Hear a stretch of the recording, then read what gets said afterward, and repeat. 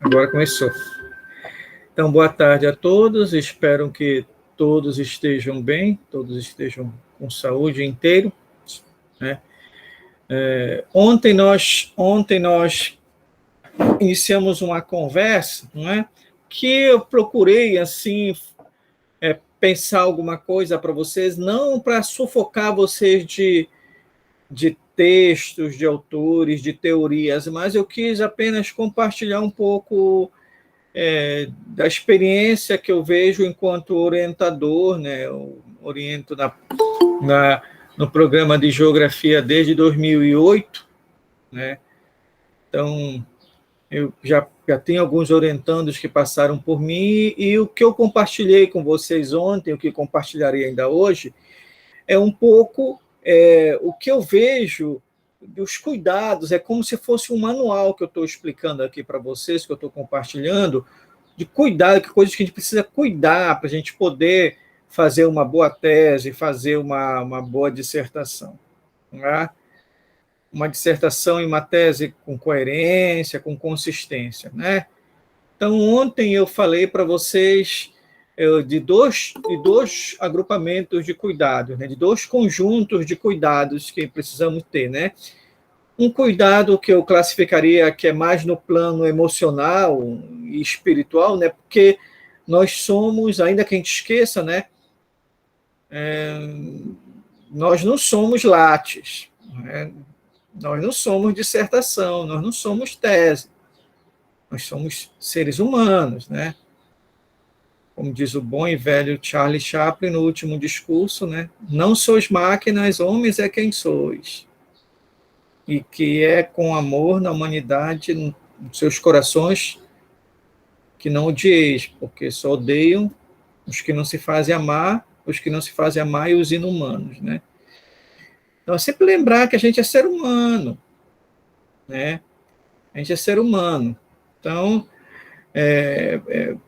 sempre estar focado, não esquecer dessa condição e que a gente precisa trabalhar isso, né? Precisa trabalhar isso. Então, significa dizer que quando a gente faz uma dissertação e uma tese, a gente traz mais um conjunto de responsabilidade de produzir um conhecimento coerente e consistente que as gerações futuras estão esperando. A gente traz isso para nosso cotidiano, um cotidiano que é muito vivido e vívido, né?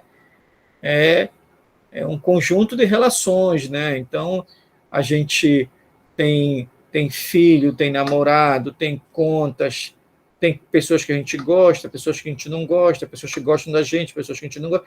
Quer dizer, a gente tem aquele vizinho que liga o som quando a gente queria estudar, a gente tem aquele ônibus que não passa, enfim, tem toda a vida cotidiana e que só é fácil para quem não vive, né? Viver não tem fórmula para viver. Viver é a própria vida. Então, viver é a própria vida. Então, nesse aspecto aí que quando a gente faz uma dissertação, então, sabe, a coisa que mais é inútil, a tarefa que mais é inútil é reclamar. Porque quando a gente reclama, a gente deposita tanta energia na reclamação que a gente tira essa energia do foco. Tá? Então o senhor está convidando a gente a aceitar tudo? Não, eu estou dizendo para vocês que tem coisas no mundo que a gente pode, que estão ao nosso alcance, e tem coisas que não estão ao nosso alcance.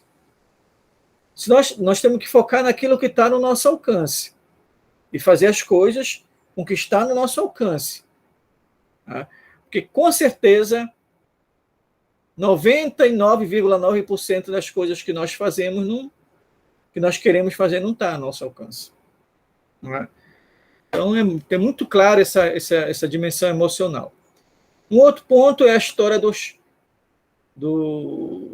das regras, né? Porque a gente está num programa de pós-graduação. Então, a gente é regido por uma série de normas de prazo, de normas institucionais, de normas acadêmicas, de normas procedimentais, de normas científicas, né?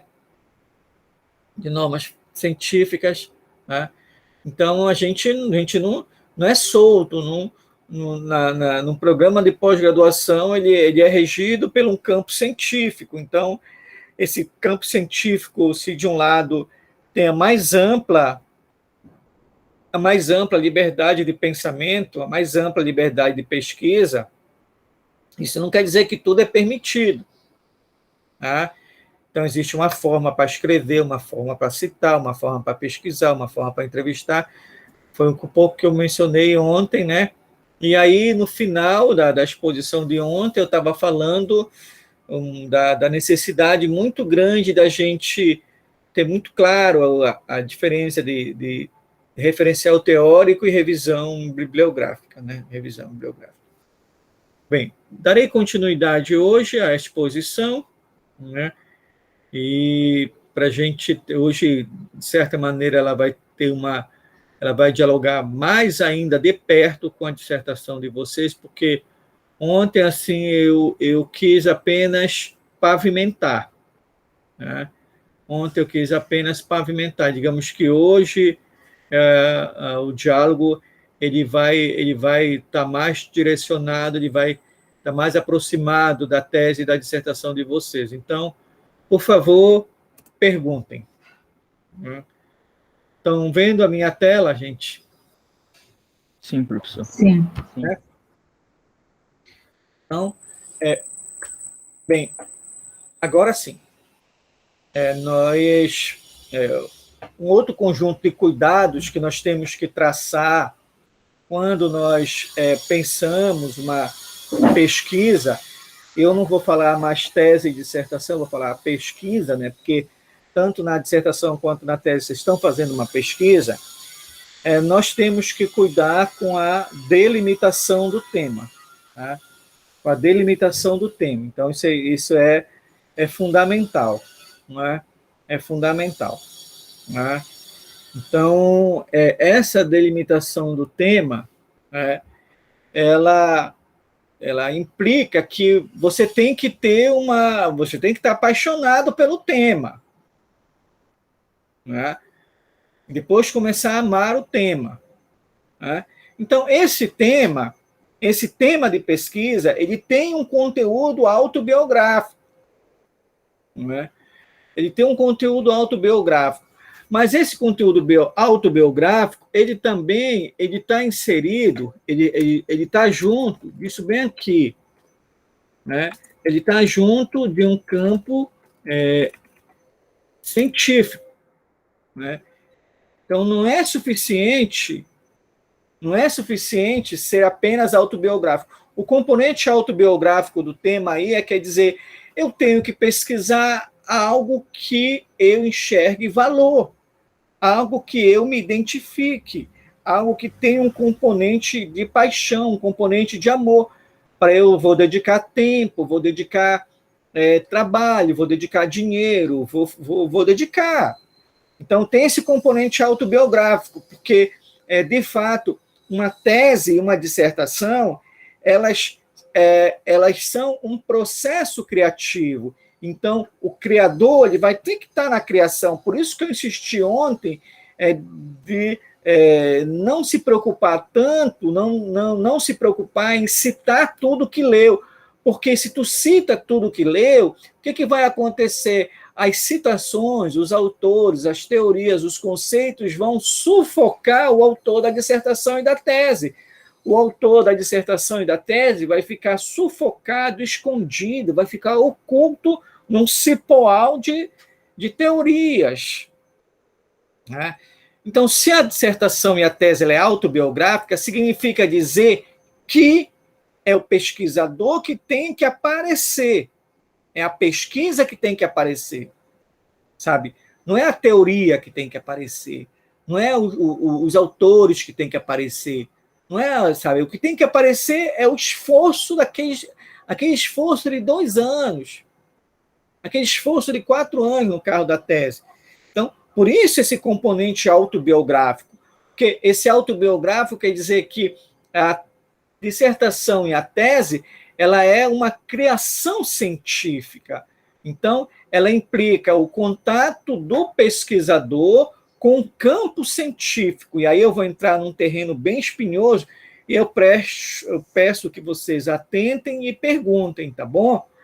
Porque é o seguinte, quando eu falo algo quando eu falo que uma dissertação e uma tese ela tem um componente autobiográfico, quer dizer que a dissertação e a tese ela tem que ter o DNA do autor. O autor tem que aparecer no trabalho. Não pode aparecer ali, não pode ser um trabalho que vai aparecer predominantemente a literatura. Tá? Então, é um trabalho que tem que aparecer o autor. Muito bem.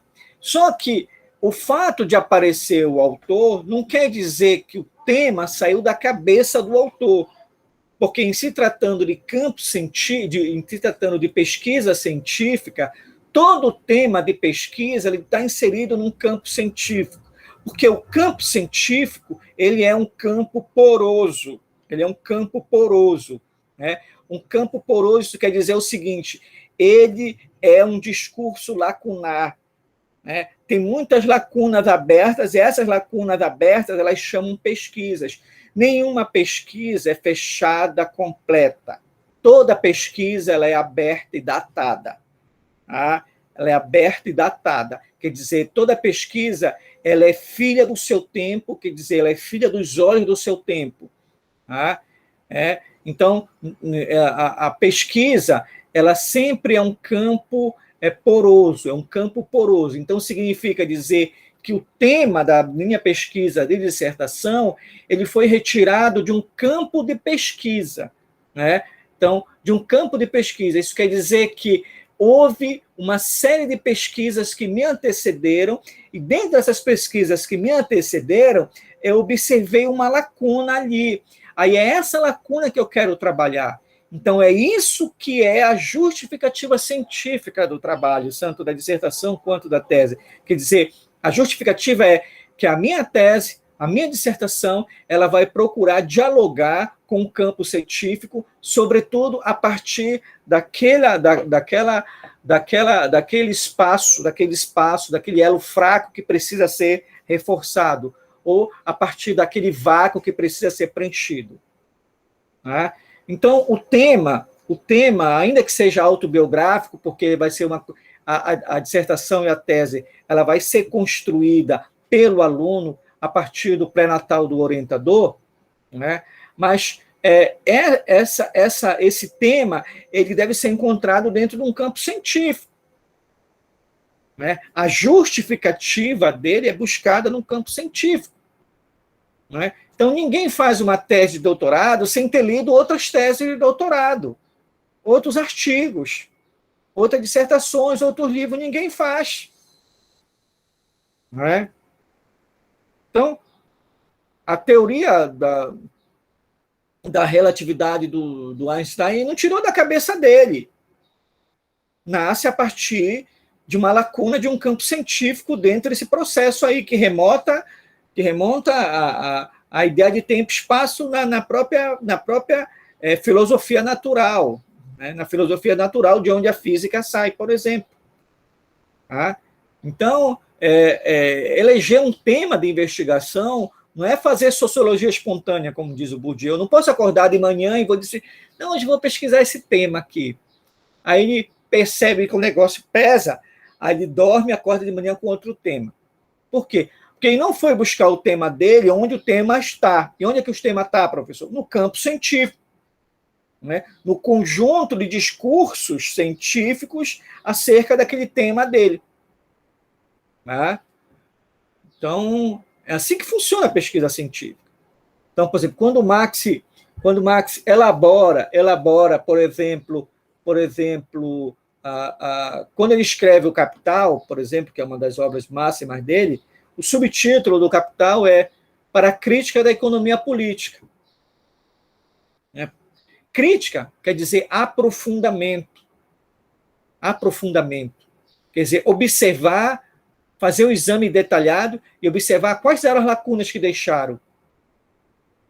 E por que essas lacunas apareceram e como eu vou poder enfrentar essas lacunas. Por isso que se chama Para a Crítica da Economia Política, porque o Marx ele vai ler os economistas políticos clássicos e burgueses e vai fazer a crítica deles. Mesma história o Newton, né? O Newton, quando ele vai elaborar as leis, né, ele vai observar todo o entendimento acerca da mecânica, acerca do movimento que o antecederam. Né? Então, outro ponto, por exemplo, o próprio Einstein, ele vai... Não. Ele vai fazer DVD quando eu voltar. Tá. O Einstein, por exemplo, o Einstein, ele vai observar também, fazer toda uma observação do campo científico que o precedeu. Tá? Então, a ciência, por incrível que pareça, ela nunca foi feita de gênios. Tá? Nem as pessoas, porque assim, a gente tem um costume de achar que tudo é esforço individual. Não tem esforço individual, tem esforço coletivo. Né? Então, o que Platão só pensou o que pensou porque ele foi aluno do Sócrates, e Sócrates só pensou o que pensou porque teve antes dele. Aristóteles só pensou o que pensou porque também foi aluno de Sócrates, foi seguidor de Platão. Né? Quer dizer, nós estamos acostumados, por conta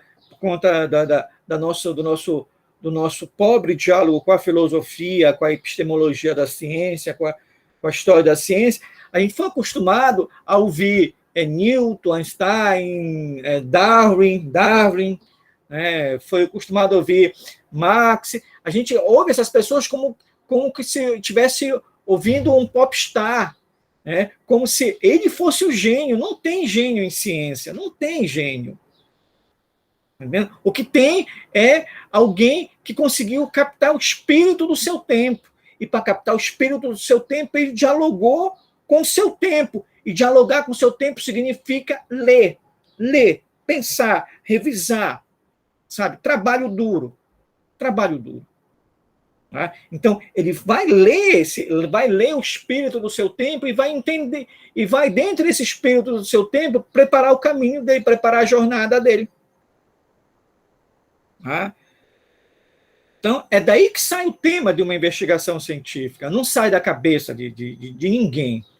Tá? Então, quando fala bem assim, a justificativa do tema é isso. Tá? É olhar, então, todos os temas da tese, da dissertação de vocês, alguém já falou. O tema, estou falando do tema. Tá? Então, vocês não vão partir do nada. Alguém já falou. Aí a pesquisa começa em como ele falou. A pesquisa começa em observar as lacunas. Aí sim, é isso que vai validar a pesquisa. Isto é, tornar a pesquisa relevante para um campo científico, porque a pesquisa ela vem dialogar, entre aspas, com uma lacuna. Vou dar um exemplo.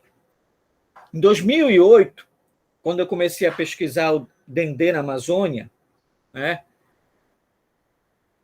eu observava o seguinte, quis pesquisar as dinâmicas do Dendê, né? Aí eu fui fazer o levantamento do campo científico. Aí o que eu observei? Eu observei que tinha um discurso que apresentava o Dendê, o cultivo do dendezeiro, como a panaceia para o meio rural. Né? Então, o cultivo do dendezeiro geraria emprego, renda, inclusão social, serviria para recuperar áreas degradadas econômica e ambientalmente, né? Fixaria o homem do campo, enfim, era a panaceia para os problemas do meio rural, evitaria êxodo rural, fixaria o homem no campo. Então, esse era o discurso do MDA, sobretudo, era o discurso das instituições de fomento para a dendecultura. Né? Do outro lado, tinha um discurso que demonizava o dendê, o cultivo do dendezeiro. Não, o cultivo do dendezeiro gerou trabalho análogo ao escravo, gera degradação dos corpos hídricos, gera desertos verdes, gera concentração de terra, gera uma série de problemas ambientais. Quer dizer, essa vertente ela debita na conta do cultivo do dendezeiro todos os problemas que afligiam o meio rural na Amazônia, sobretudo na microrregião de Tomé-Açu. Aí o que é que eu fiz? Eu disse, olha, não é nem a panaceia, nem um demônio. Entendo? Então, mais importante do que a produção e a produtividade é discutir o seguinte: a distribuição da riqueza. Como é que é alocada essa distribuição da riqueza? Quem é que usa isso? Como usa e para que usa? Aí que eu cheguei numa terceira proposição, que é a do uso do território. Tá? Foi a partir de uma lacuna. Foi a partir de uma lacuna, né? E aí eu comecei a pesquisar sobre desse ponto de vista. Desse ponto de vista. Né? Então, tá dando para me entender o que eu estou falando? Tá dando para compreender? Professor, sim. Alguém quer comentar? Professor, não sei se por pessoal, mas para mim a tela tá preta. Agora tá preta porque eu deixei preta. Perdão. Então, eu fiz questão de frisar essa parte aí, porque na justificativa as pessoas acham que é uma questão autobiográfica. Elas acham que na justificativa é a minha empatia com o tema. Eu nasci no lugar, eu cresci no lugar, eu morei lá, minha avó é de lá, o meu avô era de lá.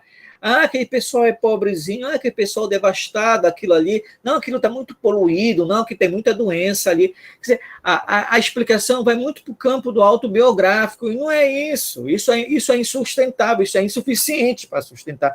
Eu não estou dizendo que isso não é importante, não é? Mas é insuficiente para sustentar. Agora eu vou voltar de novo para a tela. Então, é insuficiente sustentar uma delimitação do tema apenas na natureza autobiográfica. Então, a delimitação do tema está inserida dentro de um campo científico. Né?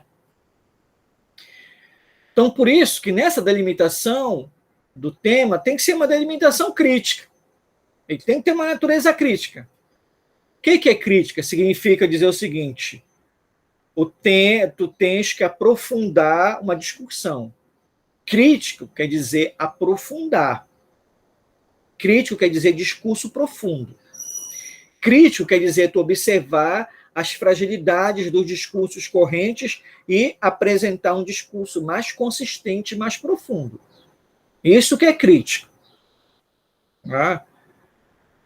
Crítico não é querer que o texto que tu leu tenha o teu ponto de vista.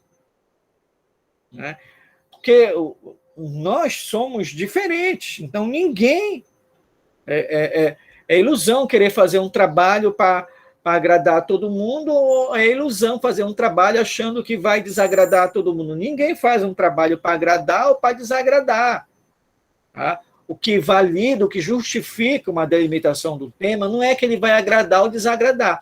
O que valida a delimitação de um tema é que ele vai adentrar um campo científico e fazer uma crítica desse campo científico. O que é crítica? Crítica não é para dizer, está certo ou está errado, porque no campo científico não existe certo e errado. Isso aí, certo e errado, a gente pode mandar para o lado da religião. No campo científico, o que existe é coerência e consistência. Ele é coerente com a realidade, ele é coerente com os fatos, ele é coerente com os dados, ele é coerente com as relações. Então, o campo, a delimitação do tema aí tem que ter uma profunda crítica, que é pegar o discurso corrente e aprofundar. Mas isso só é possível se for um discurso engajado. Então, tem que haver, já que é autobiográfico, então tem que haver uma dose de paixão no tema para levar ao engajamento. Porque se tu não acreditar no teu tema, se tu não acreditar que é importante debater o teu tema, tu não vai ter vontade de trabalhar. Não vai ter vontade de trabalhar. Então, tu tens que ser o fã número 1 do teu tema. Tem que ser o apaixonado número 1 do teu tema. E tu tem que ver que ele é engajado, né? Ele tem que ter um engajamento, né? Mas esse engajamento não é só o engajamento do pesquisador com o tema, é que tem que ter o engajamento do tema com a realidade. Não é? Então, tem que ter o engajamento do tema com a realidade. Por isso, um componente político do tema. Né? Quer dizer, todo tema ele é uma proposição, é uma interpretação do mundo. Então, se é uma interpretação do mundo, é um conhecimento sobre o mundo. Então, se é um conhecimento sobre o mundo, tem um componente muito grande de saber do mundo. E tem um componente muito grande de poder. De poder. Então, saber e poder são irmãos siameses. Né? Saber e poder. Né? Então, todo saber do mundo é uma maneira de representar o mundo, é uma maneira de ordenar o mundo. Né? Então, vocês sabem muito bem, por exemplo, a história do ambiente na Amazônia, a história dos impactos socioambientais da Amazônia não pode ser explicada a contento sem se considerar a representação do espaço areal que preside, sustenta e estrutura os planos, programas e políticas para a Amazônia. Porque tudo quanto é plano, programa e política da Amazônia pensa o espaço enquanto área onde eu vou implantar a ferrovia, onde eu vou implantar a hidrelétrica, onde eu vou implantar o porto, onde eu vou implantar, onde vai passar o mineroduto, onde vai ser implantado a hidrovia. Né? Quer dizer, eu crio um tipo de conhecimento, né, que valida a minha ação política, mas é um conhecimento profundamente dissociado da realidade, porque não dialoga com o quadro da vida. É um conhecimento que é fruto da tecnoburocracia estatal, né, que é aliada às ordenanças do capital, e ela se traduz numa concepção areal do espaço, quer dizer, o espaço é apenas uma área, né? E mais, ela há uma concepção, ela reduz a ideia de natureza enquanto um grande ente, ela reduz isso à ideia de recurso natural. Né? Então, recurso natural, o que é? É uma parte da natureza que interessa ao processo produtivo. O que não interessa pode jogar no lixo, é lixo. Então, a representação de natureza, a representação do espaço, é um conhecimento que valida a política. Né? Então, o tema da investigação ele é autobiográfico, quer dizer, a dissertação ela é autobiográfica porque ela vai ser fruto de uma empatia do engajamento do autor com o tema, né? A escolha está inserida dentro de um campo científico, a partir de um aprofundamento crítico desse campo científico, do engajamento desse tema com a realidade, né? Por quê? Porque nós vamos estar elaborando um saber, um conhecimento, e o conhecimento ele opera politicamente, não tem conhecimento neutro. Não tem conhecimento neutro. Todo conhecimento ele opera na realidade. Sabe? Ele opera. Então, não se iludam, caríssimos e caríssimas. A dissertação de vocês, a tese de vocês vai ser útil e utilizável. Né? Ela vai operar. Né? Ela vai operar na realidade. Né? Então, esses 4 pontos aí são fundamentais para se considerar no ato de delimitar um tema. Né?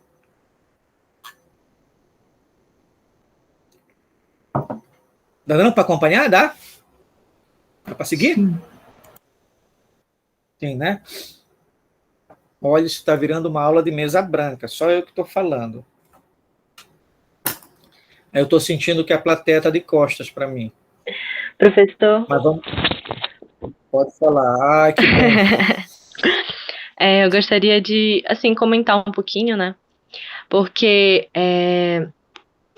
essa questão de delimitação de tema, né? É algo que eu tenho ficado um pouco preocupada, assim, porque envolve também questões financeiras, né? Que realmente tem coisas que eu quero fazer e às vezes e realmente não tem como fazer por questões financeiras. Aí vem aquela insegurança também. Ah, será que eu vou sentir essa paixão, né, que o senhor fala, se eu optar por pesquisar de uma outra forma ou fazer estudar um outro tema? Então, eu acho que também envolve essa questão da realidade, né? Que também é um pouquinho do que o senhor falou ontem, sobre isso, né? Sobre essa questão da paixão e tal, de realmente amar o que a gente está fazendo. Que olha só, Patrícia, Oi?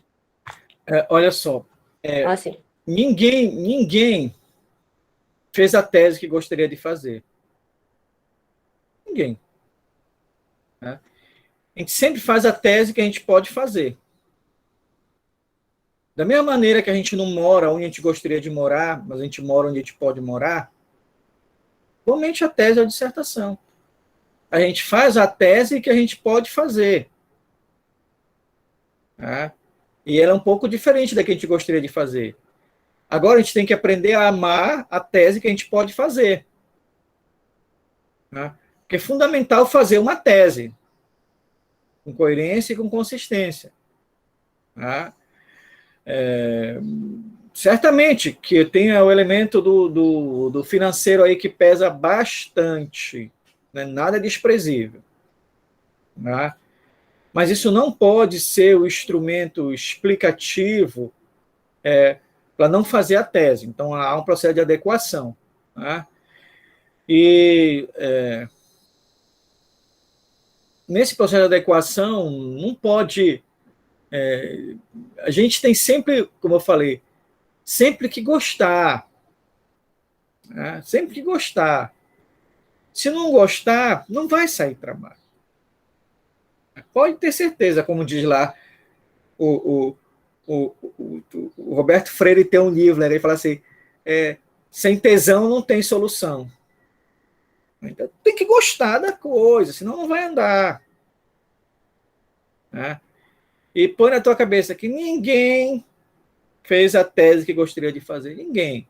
Então não vai ser a primeira. Pode ter certeza. Professor, Diga, Marina. além disso que a Patrícia falou com relação a questões financeiras, achei bem interessante tanto a sua fala de ontem quanto a de hoje com relação... a gente até deu semana passada a aula com o professor Peter, que é a questão das escalas, né? E essas delimitações, as escalas de tempo, as escalas de espaço em si. Não sei como as outras pessoas estão, né? Mas às vezes a gente empaca muito, talvez, de justamente abranger uma área muito grande ou, às vezes, uma área muito pequena, dependendo, no meu caso, trabalho com a parte de geoprocessamento.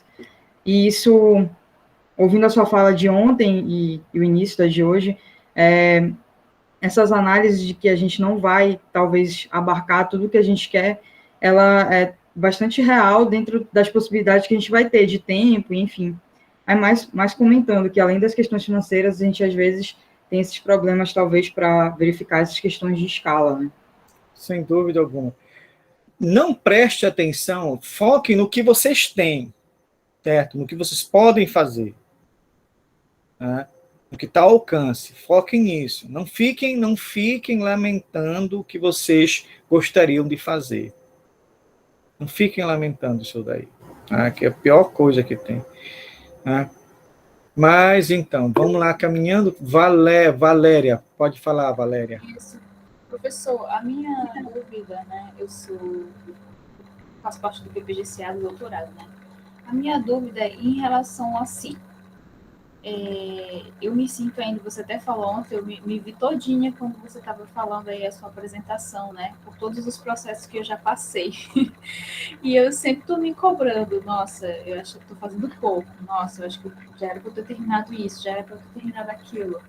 Mas, como você falou, a gente vai no nosso tempo e vai fazendo um pouco, né? Também não ir para a procrastinação, como você comentou ontem. Eu fico pensando, nossa, tem amigos meus que estão aí com 4 capítulos. Eu queria saber, para ser uma tese mais redonda, né, uma tese assim bem legal, você acha que a gente deveria ter um limite mínimo de quantos capítulos deve ter uma tese, ou a gente vai de acordo com o andamento do trabalho? Porque parece que o que eu estou fazendo, para mim, parece que está sendo pouco, entendeu? Eu tenho essa impressão.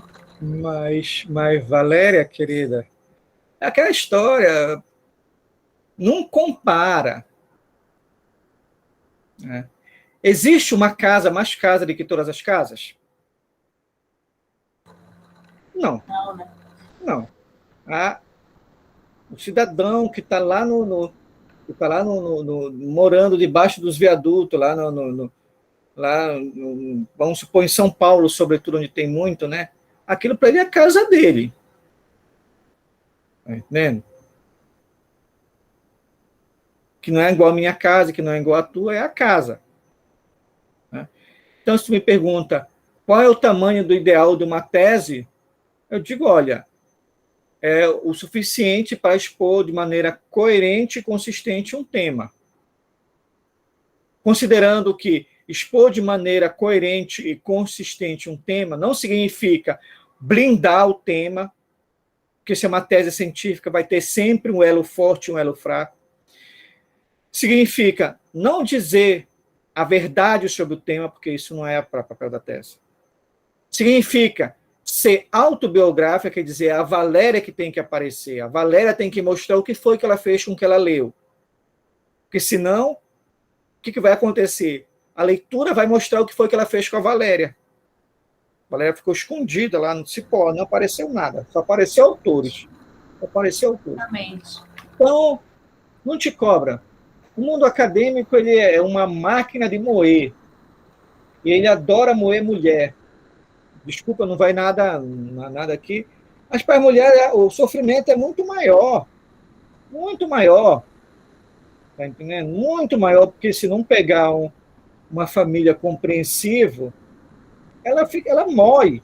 Ela mói. Ela fica totalmente moída. Né? Porque por uma série de coisas da sociedade que nós temos aí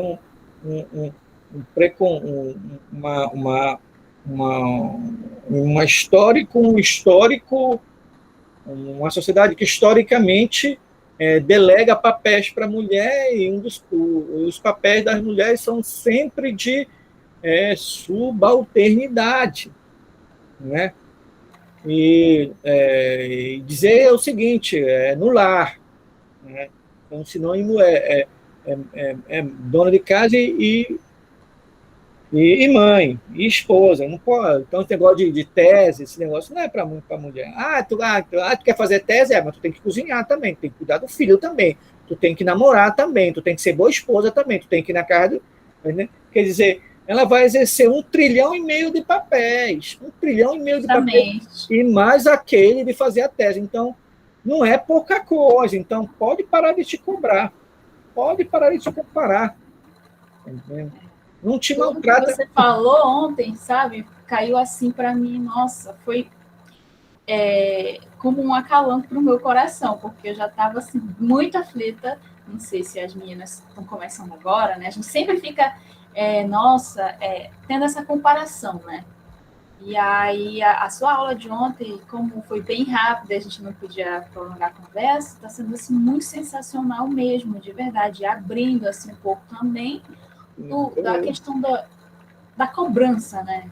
Que eu acho que a gente se cobra demais. Vocês têm que dizer bem assim, se eu estou aqui é porque eu tenho mérito. Eu não estou aqui para agradar nem para desagradar ninguém, eu tenho mérito. E eu não estou aqui para fazer a vontade de ninguém, nem para desfazer de ninguém. Estou aqui para fazer uma tese. Se a minha tese der 300 páginas, ótimo. Se der 200, ótimo. Se der 100, ótimo. Desde que seja coerente e consistente. Então, não tem... É a mesma coisa que eu te falei. Uma casa só é casa se ela tivesse sala, cozinha, 2 quartos, banheiro, 2 garagens, alto e baixo, térreo. Não é. Uma casa é uma casa. Então, não tem. Mas aí, tu e o teu orientador, apenas eu estou sendo, digamos assim, orientando de uma maneira geral. Mas eu estou dizendo que se cobrar... Não se cobrem. Não queiram ser perfeitos. Tá? Se permitam a ser imperfeitos. permitam a ser imperfeito. Se permitam a ser imperfeito. Está entendendo? Se permitam. Sócrates morreu, Marx morreu, Darwin morreu. Vocês acham que não vão morrer? Vocês acham que a gente vai criar algo maior que eles? Eu não tenho tanta certeza. Está entendendo? Então, eu acho que a gente vai fazer uma dissertação, uma tese com a maior dignidade do mundo, com a maior honradez do mundo, a maior coerência e consistência com o tamanho das nossas pernas e com a nossa cara. Ela tem que ser o nosso jeito. Entendeu? Perfeito.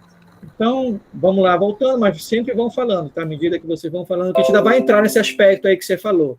Pode ter certeza. Tá? Ok. Obrigada. Então, é fundamental que o tema seja autobiográfico, quer dizer, haja o que eu falei, autobiográfico, extraído de um campo científico, a partir de uma crítica engajada, sabendo que o conhecimento elaborado vai ter uma reverberação política, mas é fundamental que isso seja possível de ser investigado cientificamente. Né? Então, aqui é um alerta, porque assim, nem tudo aquilo que a gente pensa, que encontra num campo científico, às vezes não dá para investigar. Daqui a pouco vocês mencionaram ainda agora, né?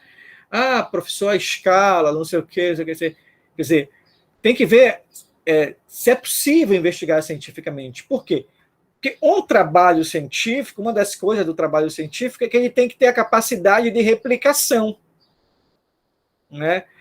A capacidade de replicação, não no sentido da teoria da relatividade, da teoria do Newton lá, da lei da gravitação universal, né? Que a lei da gravidade funciona em Garapé-Miri e funciona lá também em Tóquio. Não é isso.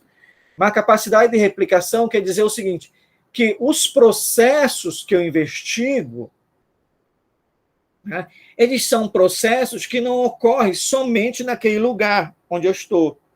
Eles também ocorrem em outro lugar. Né? Então, um trabalho científico ele tem essa natureza replicativa, tanto é que tu vai buscar o teu tema dentro de um campo científico, porque nesse campo científico ele vai te dar pistas para te construir o teu tema. Né? Então, se o teu tema é construir casa, tu vai buscar teses sobre quem construiu casa. Se a tua casa é de pedra, tu vai buscar teses sobre quem construiu casa de pedra. Quem construiu casa de pedra sobre serras. Aí vai ver quem construiu casa de pedra sobre serra. Tá vendo? Aí vai afunilando. Né? E quem construiu casas de pedra sobre serra com vários pavimentos, aí tu vai encontrando. Tá? Quer dizer, tem que encontrar o que é possível ser investigado cientificamente. Eu não estou dizendo que que toda ciência é a ciência do possível. Não, não é. Né? Mas eu estou dizendo que o possível aqui é por conta que vocês são limitados por tempo. Está entendendo? Por tempo. Né? Quando vocês terminarem o doutorado, aí sim, a gente começa a dialogar não mais com o que é possível ser investigado cientificamente, mas com uma possibilidade de investigação científica, que é diferente. Né? Uma possibilidade de investigação científica, ela transcende o tempo. Aí ela começa a dialogar com recursos, com equipe de pesquisa. A de vocês aqui, que é possível ser investigado cientificamente, quer dizer assim, o possível vem cá, dentro de 4 anos eu consigo fazer isso? Dentro de 2 anos eu consigo fazer isso? Dessa maneira. Né?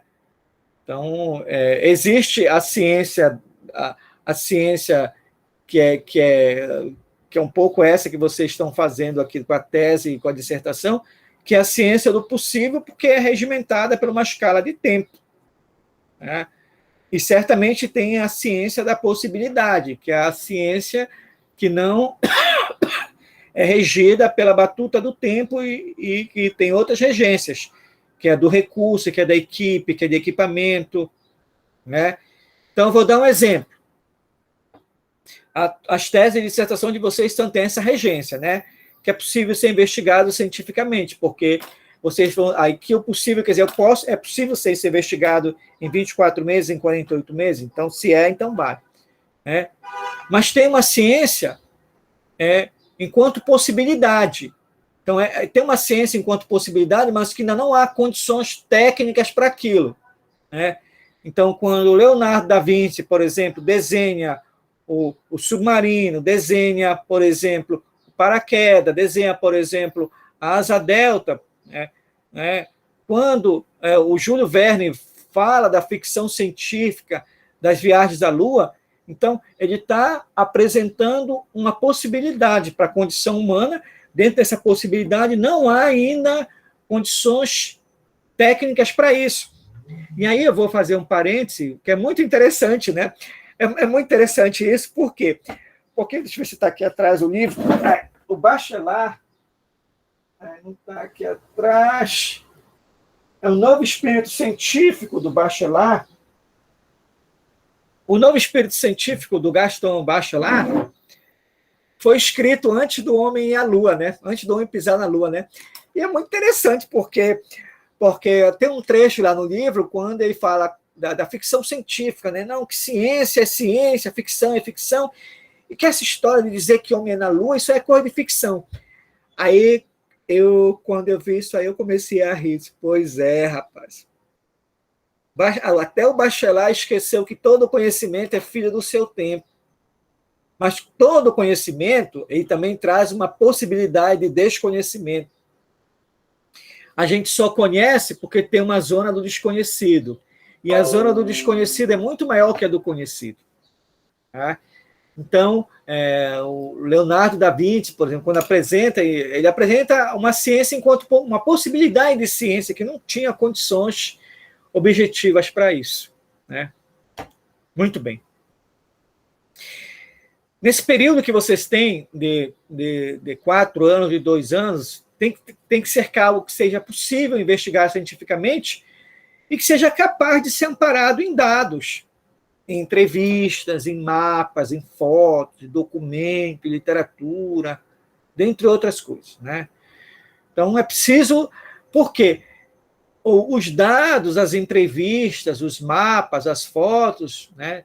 Isso aí é que vai validar a criação científica de vocês.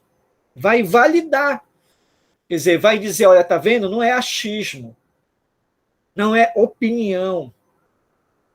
Não é um discurso sem sustentação. Tá?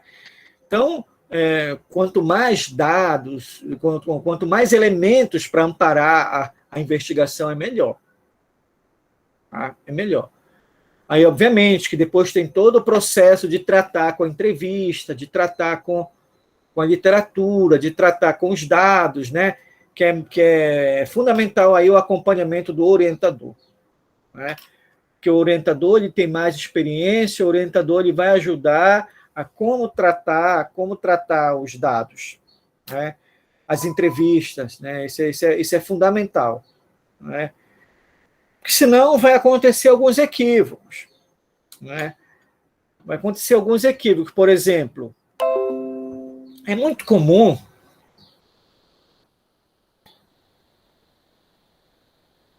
a gente pegar trabalhos, né?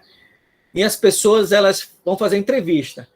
Elas transcrevem aquela entrevista, elas vão fazer várias entrevistas, transcrevem as entrevistas, né? E colocam no trabalho. Elas não procuram validar a entrevista. Quer dizer, elas não procuram verificar se aquilo que a pessoa está falando tem coerência e tem consistência. Elas encaram a entrevista como se fosse um testemunho. Tá? Aí como se... Ixi, Maria, só falta o Lava Jato aqui do lado entrar com barulho, mas eu vou lá reclamar se ele entrar. Muito bem. Aí elas pegam essa entrevista e olham como se fosse um testemunho. Né? E aí fecham o olho, citam a entrevista e pronto. Eles não querem saber de discutir a entrevista, de comparar a entrevista com outros dados, com outras fontes, para ver se é correto ou não. Deixa eu encostar aqui para ver se para o barulho.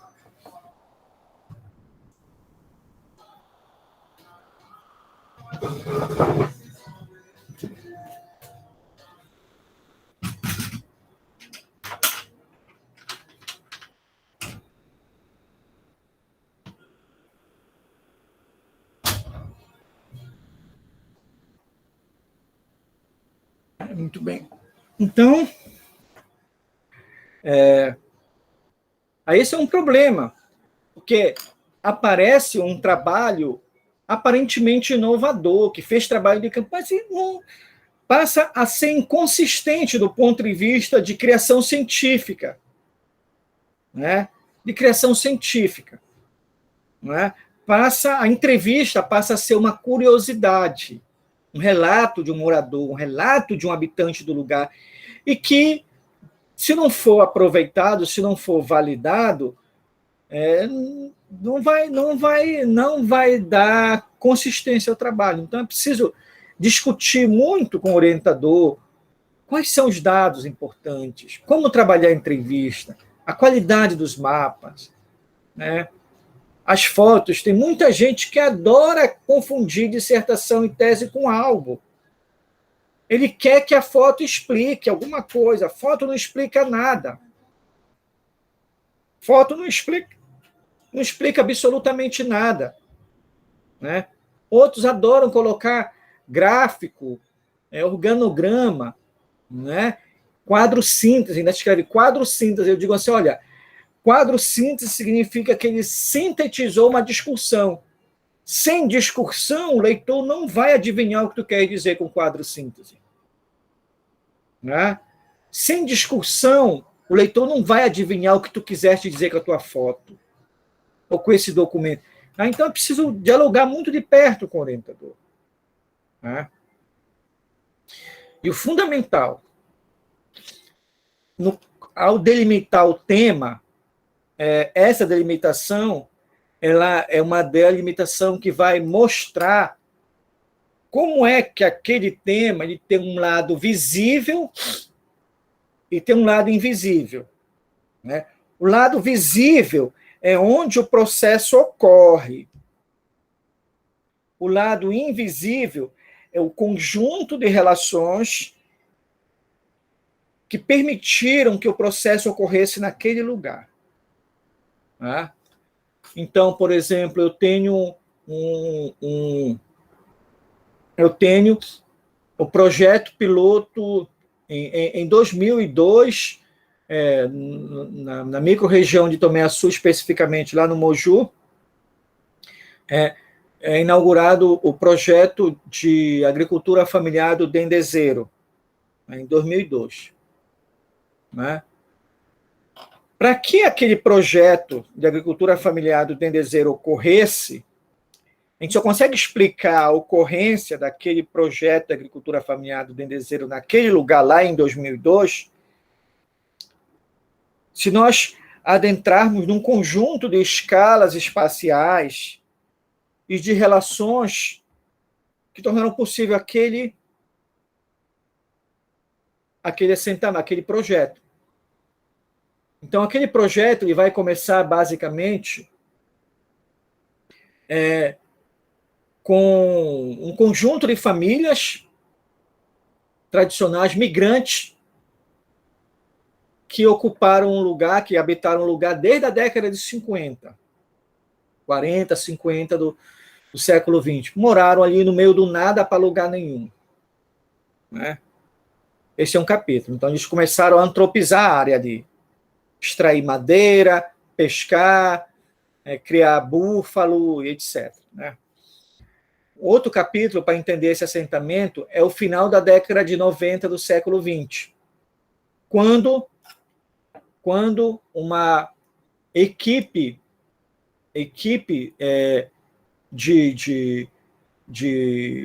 empresários ligada ao Dendecultura, sobretudo ligada à empresa a antiga Reasa, ao Mar Bosch, elas acompanham, junto com prefeitos, com alguns vereadores, com deputados, com secretários, elas acompanham o Almir Gabriel numa viagem lá para a Malásia.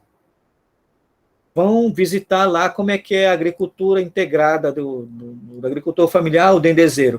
O homem Gabriel fica encantado com aquilo ali. Tão encantado que quando ele volta, ele diz bem assim, vamos fazer o zoneamento econômico ecológico do estado do Pará. E o primeiro município onde esse zoneamento é feito é no Moju. E quem faz esse zoneamento é a equipe de empresários relacionados à agricultura, porque vai fazer esse zoneamento para levantar as condições edafoclimáticas aptas ao dendezeiro. Aí, a partir daí, eu começo a ter uma área apta para a plantação de dendê. Muito bem. Aí, o que acontece? Começa a se desenhar o projeto de integração de agricultura familiar, lá no Orauí. Quer dizer, a agricultura familiar do Orauí não pode ser entendida sem se considerar a dinâmica, a cadeia produtiva do dendê a nível mundial, a necessidade de terra e mão de obra a nível mundial, a ação empresarial, a ação estatal, a ação de políticos locais, né, de várias esferas, que, sobretudo a ação de ex-prefeitos. Né? Então, eu estou dizendo isso porque está no Prelo um artigo que eu estou para terminar, já está 90% dele pronto, que se chama, como é o mesmo nome do artigo? Deixa eu ver aqui para falar para vocês. O nome do artigo, o nome do artigo se chama... É que eu escrevo, aí quando eu solto o artigo, quando eu liberto o artigo para o mundo, eu me esqueço dele, porque ele passa a ter autonomia. Está entendendo? O artigo é esse bem aqui. Formação dos projetos de agricultura familiar com dendezeiro na Amazônia. Ele já tem 22 páginas, está terminando já. Estou para libertar ele, falta só colocar uns mapas aqui, de como é que era o lugar antes e como é que é o lugar agora. Tá? Então... Quer dizer, o tema de vocês é um diálogo entre o visível e o invisível. Vocês não, o tema de vocês, a situação empírica de vocês não é explicada pelo lugar. O nome se chama situação empírica, que é onde o fenômeno ocorre. Onde o fenômeno ocorre. Tá? Só que onde o fenômeno ocorre não é explicado no lugar onde o fenômeno ocorre. Está dando para entender? Por isso que é uma relação entre o visível e o invisível. Tá? Então, vocês não vão fazer boas teses e boas dissertações se vocês só olharem o umbigo de vocês, quer dizer, só olharem o lugar onde está fazendo. Como diz lá o provérbio, um ditado alemão, a visão da árvore empata a visão da floresta. Então, é preciso ter uma visão mais panorâmica do processo. Tá? Até aí está clara a delimitação do tema, caríssimos e caríssimas? Tranquilo, professor. Dá para seguir?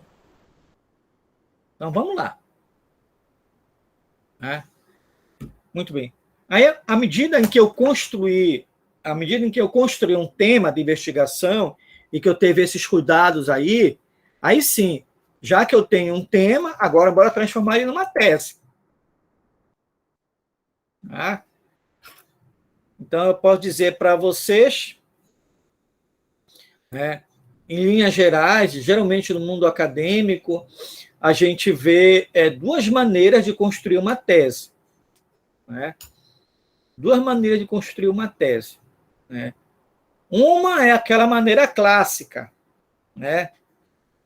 que é elucidando uma problemática.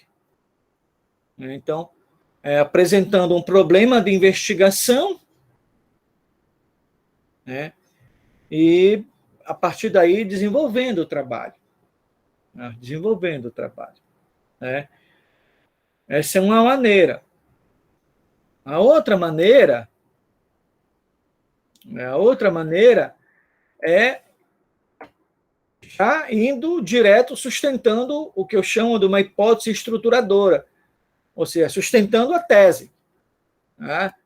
Então, se aqui, no elucidar a problemática, a construção da tese seria mais ou menos assim, por que o cultivo do dendezeiro, ou melhor, o cultivo do dendezeiro polui os corpos hídricos, digamos assim. Essa seria a tese, a partir de uma problemática. Dessa outra maneira, não. Dessa outra maneira seria mais ou menos assim. Sustentamos a tese que o cultivo do dendezeiro polui os corpos hídricos, ponto.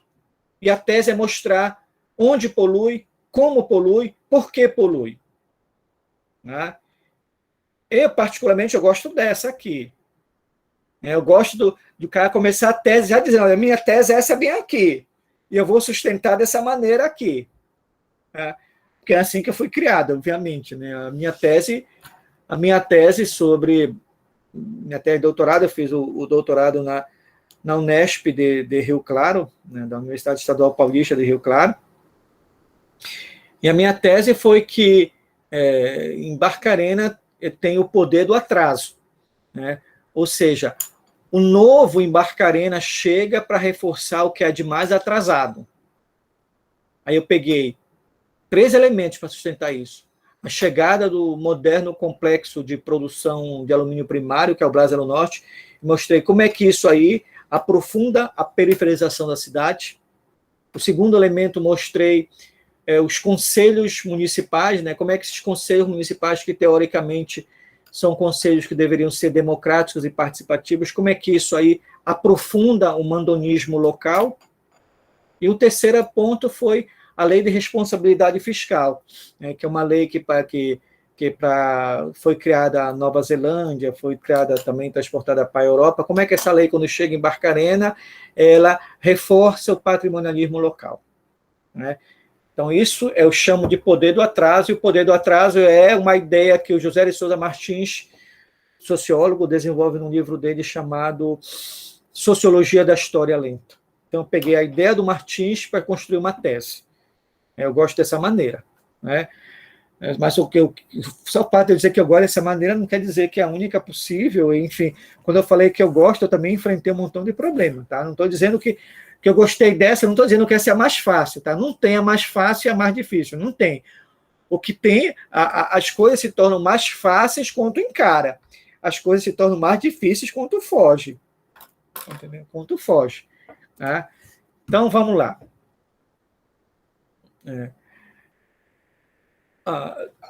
Tu delimitou um tema, certo? Ou seja, tu delimitou qual é o teu campo de investigação. Então, delimitar o campo de investigação, quer dizer, o grande campo onde vai estar inserido, né?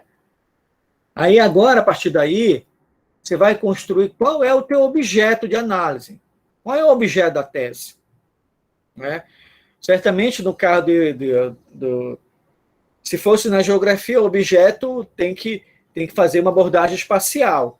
No caso de vocês, o objeto da análise ele tem que fazer uma abordagem ambiental. Né?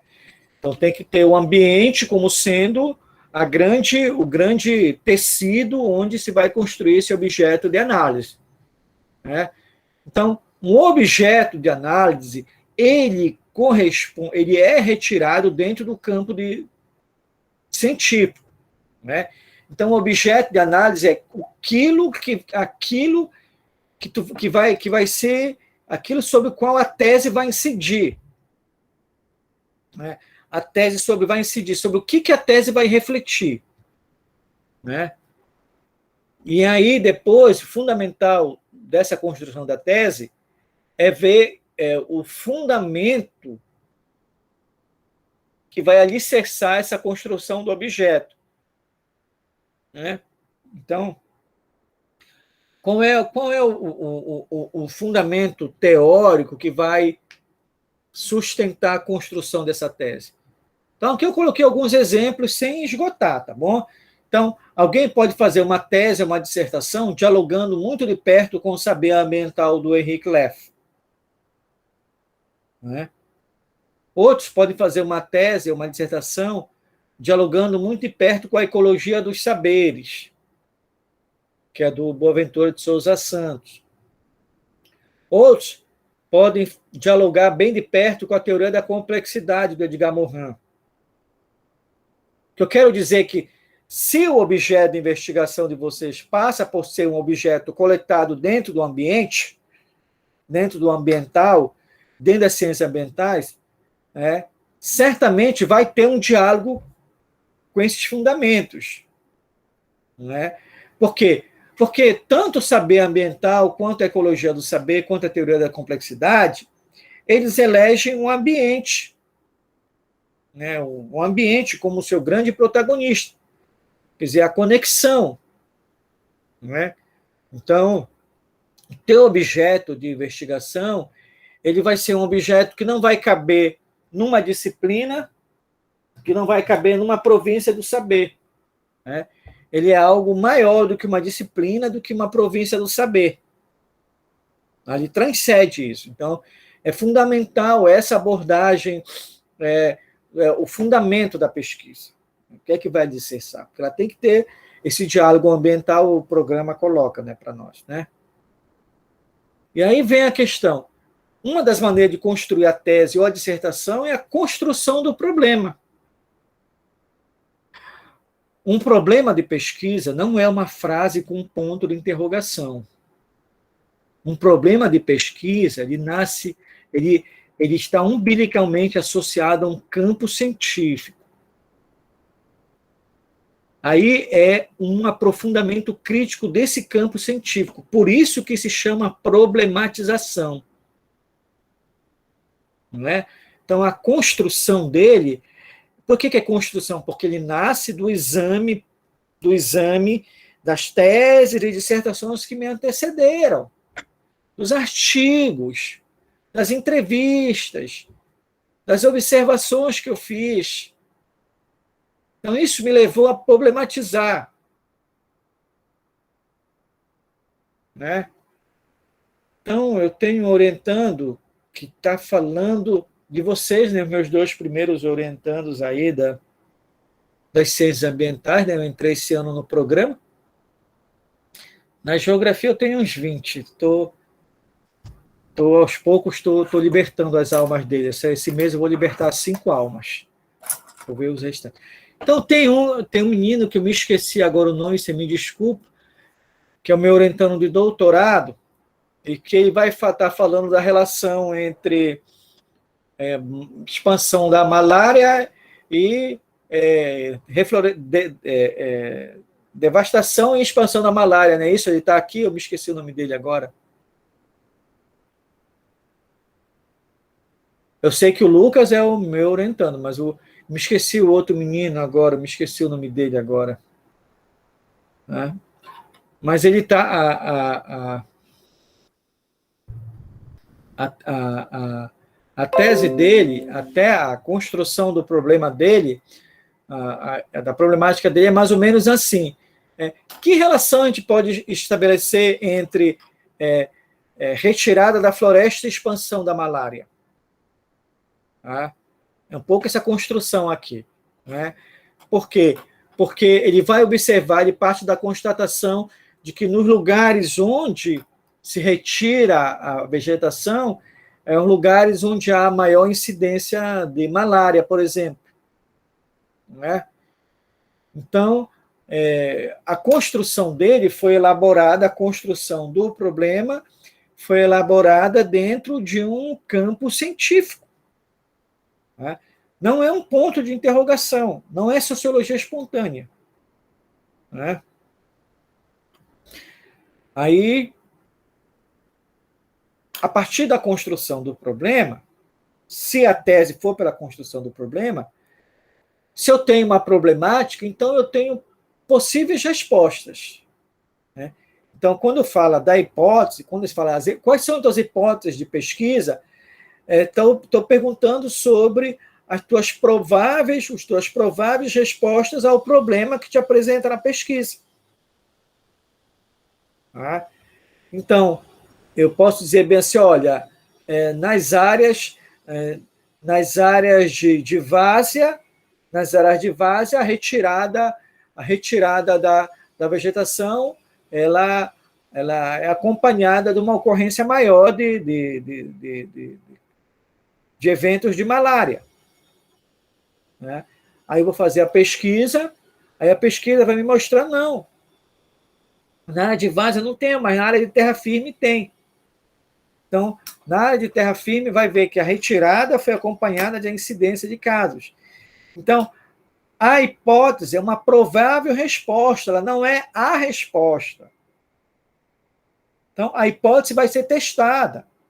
E o conhecimento ele acontece a partir da verificação da hipótese, porque a verificação da hipótese ela vai mostrar até que ponto a explicação tinha consistência ou não. Tá? Então, esse é um ponto fundamental, porque as hipóteses, elas sem boas hipóteses, não tem como fazer pesquisa. Né? Principalmente, vocês têm o problema de investigação de vocês está muito claro já? Já está claro o problema de investigação de vocês?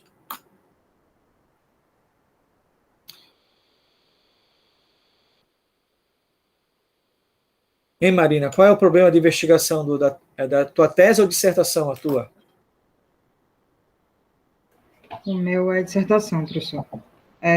O problema de investigação, eu fiz na graduação o TCC relacionado à questão da abertura de estradas no Nordeste paraense. Então, a minha hipótese é de que, no caso, a minha investigação para a graduação foi justamente verificar os impactos ambientais, né, na mudança de uso e ocupação com relação ao ecossistema de manguezal.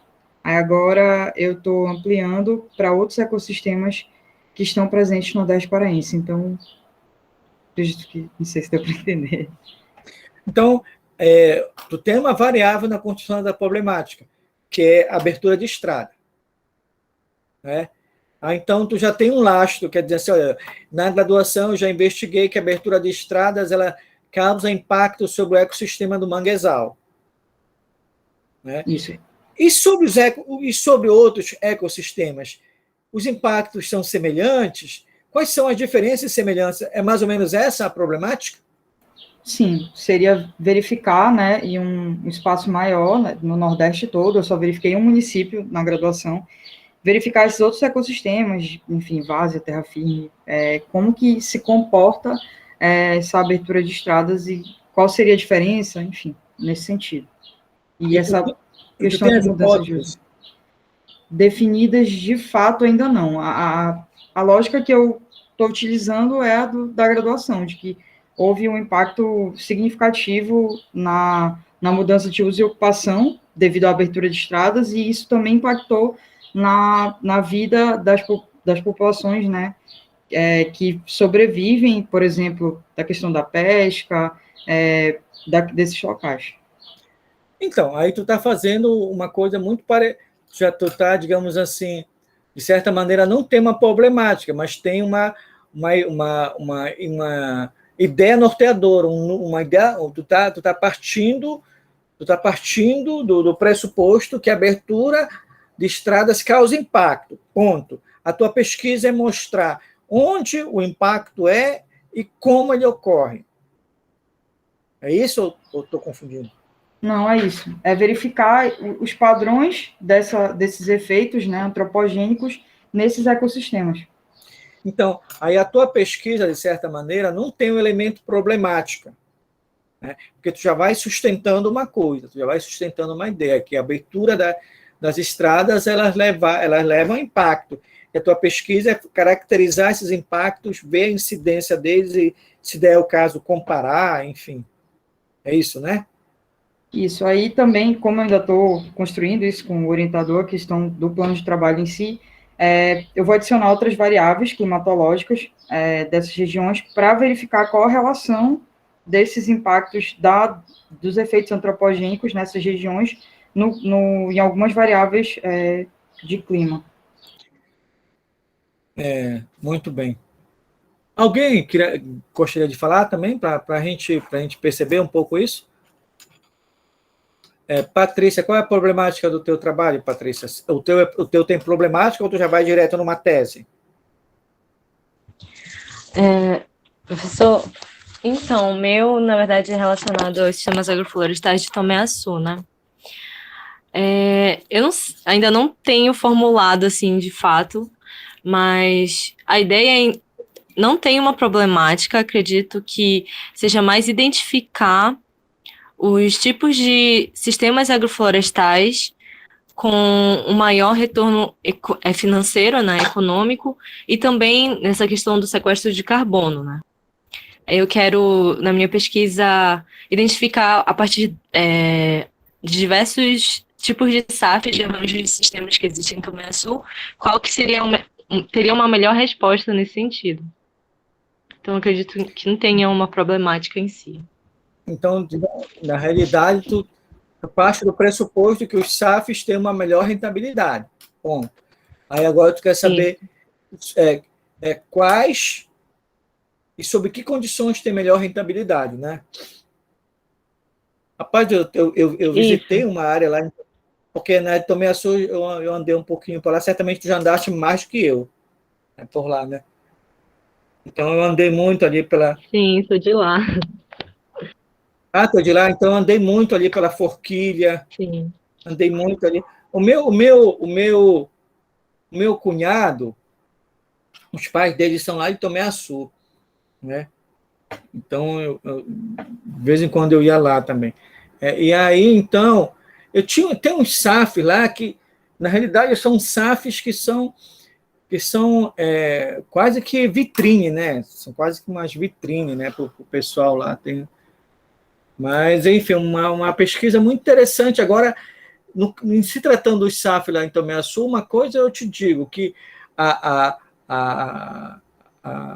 o sucesso deles, a dinâmica deles, a vivacidade dos SAFs, a diversidade dos SAFs, tá? Elas não podem ser compreendidas sem a intervenção de programas e de proposições políticas, sabe? De projetos políticos, assim, então, muito associado. Não é esse negócio de dizer bem assim, não, com muita raça ele fez tudo sozinho ali, ele trabalhou sozinho, foi a família dele sozinha, foi ele que não é o que aparenta é isso, mas não é isso. Então, um pouco essa rentabilidade aí, tem muitos programas, tem muitas políticas europeias e até brasileiras e até de empresas apoiando os SAFs lá, no sentido de dar uma conotação. Isso é bom, isso é bom, isso é bom, né? E o seu, Valéria? Qual que é o seu problema ou sua tese? Oi, professor. Então, a princípio, está meio relacionado com a diversidade genética do jaborandi, lá na região da Flona de Carajás, né, que é uma unidade de conservação. E então é para ver se... E lá, né, tem os folheiros que dependem aí da colheita dessas folhas, porque o jaborandi ele é uma espécie ameaçada de extinção, e ele é utilizado para a fabricação de colírios, né, de glaucoma, da glaucoma e xerostomia. Então tem importância econômica aí voltada no jaborandi.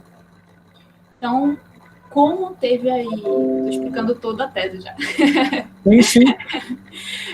Então, como ele é distribuído toda na região do Brasil, né, basicamente, só que em algumas regiões ele foi perdido porque teve a coleta excessiva, né? Por isso que ele entrou aí, né, dentro da CNC Flora como em extinção. E lá na Flona de Carajás é a única região que ainda tem jaborandi, que se chama jaborandi verdadeiro, né? Não é replantado. E aí eu estou vendo essa questão da diversidade genética dentro dessa região, por ela ter essa importância econômica, né? Essa importância econômica, e a partir daí delinear algumas regiões para coleta, para que essa coleta não venha trazer o desgaste da diversidade dessa planta, né? Então, estou tentando juntar todo mundo para trazer aí algo dentro da ambiental também e social, já que a gente tem famílias que dependem ainda dessa atividade. Sim, sim. Tayane, qual é a problemática do seu trabalho? Qual é a tese do seu trabalho? Então, professor, a gente pretende fazer o levantamento da biodiversidade entomológica, né, então dos insetos que vivem na área urbana de Belém, né?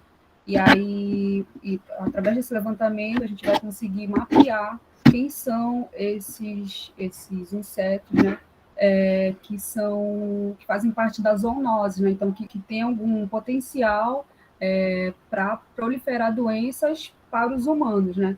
Então, a ideia é fazer esse levantamento nessa região urbana de Belém. Então, É tese ou é dissertação? é dissertação.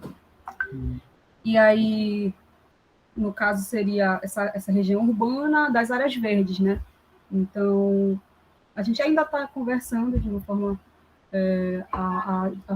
a ver de fato onde vai ser, mas a priori seria na ilha de Cotijuba, né? Que é próximo de Belém, 45 minutos, e tem um fluxo muito intenso por conta do turismo, né? E seria basicamente isso. Perfeito. Então, eu perguntei isso para vocês porque sempre vocês têm que ter clareza, sabe? Qual é o objeto? Qual é o problema?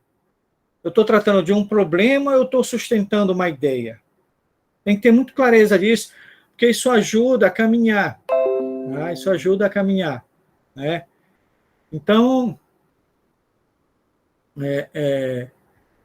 cadê? Né? Então, é fundamental ter essa, claro, se é uma problemática ou se é sustentar uma ideia, né? E aí, no caso, se tiver hipótese, se for uma problemática, vai ter que ter umas possíveis ou prováveis respostas, né? Que são as hipóteses, né? Eu costumo dizer que, além disso, tem uma metodologia que eu chamo metodologia analítica e outra metodologia operacional. A metodologia analítica, ela tem a ver com quais são os fundamentos da pesquisa, que é o item B que eu falei. Né? Então, qual é a teoria, qual é o conjunto explicativo, né, em que a tua pesquisa aterrizou? Né? Ela dialoga com que perspectiva analítica? Ela dialoga com que perspectiva teórica, metodológica, epistemológica? Então, isso quer dizer a metodologia analítica. Né? Porque é isso que dá uma coerência ao processo. É isso que dá coerência ao processo. Então, ontem eu falei um pouco do cuidado para separar entre referencial teórico e revisão bibliográfica, porque na revisão bibliográfica a gente vai lendo, né? E se a gente acreditar que tem que citar tudo o que leu, o que é que vai acontecer? Não vai ter consistência analítica, que vai misturar as coisas, vai misturar autores com teorias, autores antagônicos, eles vão ser misturados, às vezes, na mesma página, no mesmo parágrafo. Então, a coerência significa dizer o seguinte: eu quero eu quero deixar muito claro qual é o campo de teórico que eu estou navegando. Né? Aí tem os procedimentos operacionais, que é justamente o que vai ser necessário para tu mostrar o teu objeto, para te testar as tuas hipóteses. Né? Então, aí tem a história da revisão de literatura, aí tem um pouco isso aqui, ó. Os procedimentos operacionais é o que vai amparar o teu trabalho. Né? Vai ter trabalho que precisa só de entrevista, coleta, processamento de dados, enfim, o operacional. O fundamental também... Professor? Pode falar, querido. Desculpa. Professor, você poderia dar um outro exemplo de uma problemática, no caso? Eu fiquei um pouco na dúvida. Porque, assim, por exemplo, aí cadê? A Marina, o trabalho da Marina é um trabalho que logo sustenta uma ideia, né? Então, ela parte do pressuposto que a abertura da estrada causa impacto nos ecossistemas, né? Aí a discussão dela é mostrar como é o impacto, onde o impacto, comparar o impacto, né? Pronto, né? Se fosse um trabalho, se fosse um trabalho que ela pudesse abrir para a problemática, né? A partir de uma revisão de literatura, né? Porque, como eu falei para vocês, o tema de vocês sai de um campo científico, né? Então, a partir de uma revisão de literatura, e no caso ela só afirmou que a abertura de estradas ela impacta o ecossistema, né? Ela impacta o ecossistema porque foi amparado tanto no TCC dela, em que ela leu para isso, e também em outra literatura. Então, ela já constatou essa ideia. Mas ela poderia fazer de outra maneira. Ela poderia perguntar mais ou menos assim, que impactos a abertura de estradas traz para o ecossistema X, Y e Z. Né? Aí ela vai dizer, a hipótese dela, para o ecossistema X, o impacto é dessa maneira, para o Y é dessa outra, para o Z é essa outra. Então, quando ela fala que o impacto por X é um, por Y é outro e por Z é outro, então isso são as prováveis hipóteses dela. Que ela vai verificar se tem consistência ou não. Aí no caminho da investigação, ela vai dizer, não, mas eu comecei pensando uma hipótese dessa maneira, mas os dados, as investigações, as análises me levaram a refazer a hipótese. E refazer a hipótese não é problema algum, porque a hipótese é uma provável resposta. Provável resposta quer dizer, eu não tenho resposta.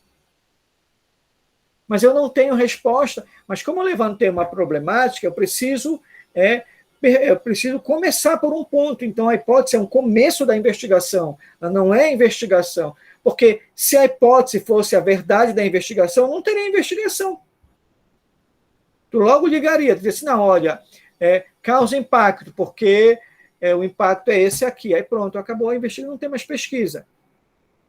Porque uma coisa que eu não falei para vocês, mas porque eu deduzi que vocês têm isso em conta, nós pesquisamos o que não sabemos. Quando fala que a hipótese é uma provável resposta, é porque ele está dizendo assim, eu não sei, mas eu tenho que começar por algum canto. Tá? Esse é um ponto. Então, outro ponto, eu citei ainda há pouco da problemática dos corpos hídricos agora no Dendezal. Tem uma outra problemática, por exemplo, né? Eu tenho uma orientanda, eu tenho alguns orientandos lá de Altamira, né?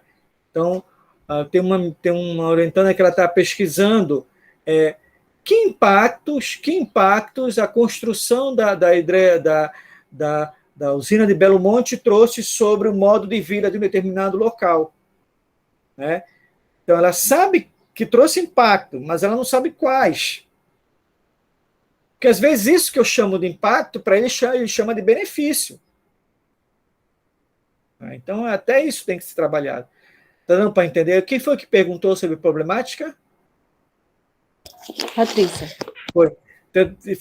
Tá ficando claro, Patrícia? Então, a problemática é como se tu fosse é como se tu olhasse o campo de pesquisa e tu perguntasse, mas é isso assim mesmo? Sabe? Professor, mas no caso, no meu estudo eu poderia usar tanto a problemática quanto a outra abordagem. Não é tanto ou quanto. Tipo assim, o teu estudo poderia ser construído a partir de uma problematização ou sustentando uma ideia.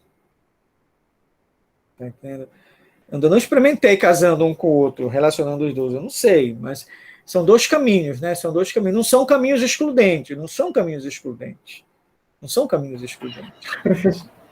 Professor, no caso da ideia norteadora, ela é um problema ou ela não é muito indicada ou algo do tipo?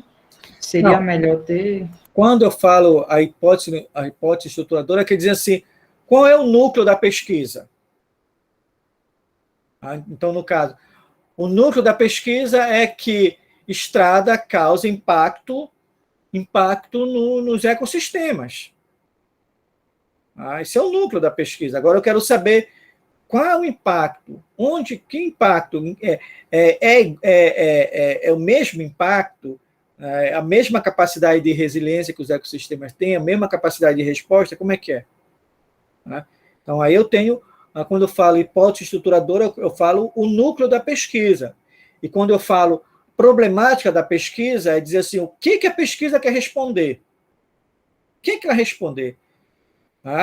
Então, se eu faço uma pesquisa a partir de uma ideia nuclear, a minha pesquisa vai ser girar em torno dessa ideia. Ela vai gravitar em torno dessa ideia. Se eu faço uma pesquisa em torno de uma problemática, a pergunta é o que tu pretende responder? O que tu pretende saber?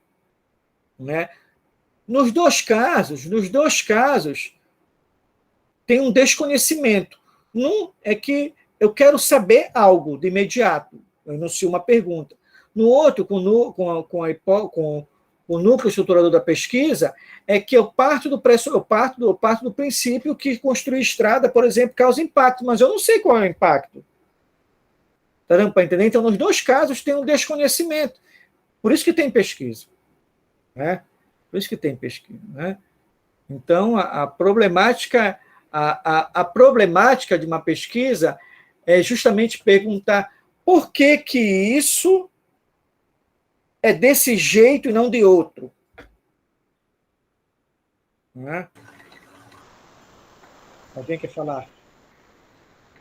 Não, professor, é que eu queria levantar, só para ter um exemplo mesmo sobre essa minha problemática.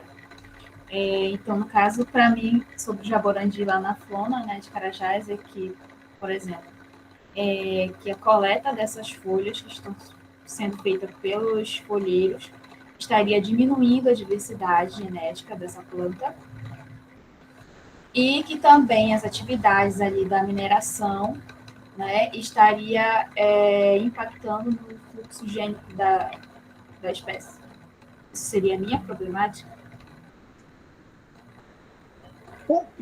Aí que eu quero te dizer, Valério, isso aí é o teu tema.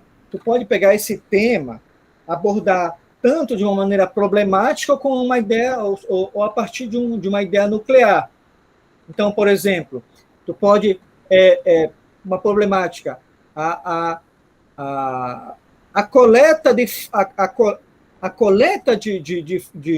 folha de jaborandi, tu pode perguntar assim, de que maneira a coleta de folhas de jaborandi e a atividade mineral estão contribuindo para a extinção dessa espécie, por exemplo. Ah, perfeito. Porque tu sabe que estão, mas tu sabe como estão? Tu não sabe. Não. Então, aí tu está problematizando. Mas tu pode começar dizendo bem assim, sustentamos a tese de que a coleta de folhas, tal como tem sido realizada, associada à atividade de mineração, representam um risco à espécie do jaborandi. E a minha tese vai mostrar isso. Entendi. Né? Nos dois casos, tu não está dialogando com o mesmo universo, com o mesmo tema? Tá. Mas só que um, tu já parte para afirmando, tu já está dizendo, olha, essa coleta aí, e associada com a atividade de mineração, isso vai levar à extinção. Né? E no outro, tu está dizendo assim, de que maneira essa coleta associada à mineração contribui para a extinção? Tu não sabe. Nenhum dos dois casos tu sabe. Eu quero dizer se são caminhos para pesquisar. Isso, diferente. Tá? São diferentes, tá entendendo? No outro já afirma, no outro tu problematiza. Perfeito. Tá claro? Tá? Então, é só para dizer que o fundamental é que, se tu for problematizar, a tua banca vai perguntar assim, o que tu quer saber?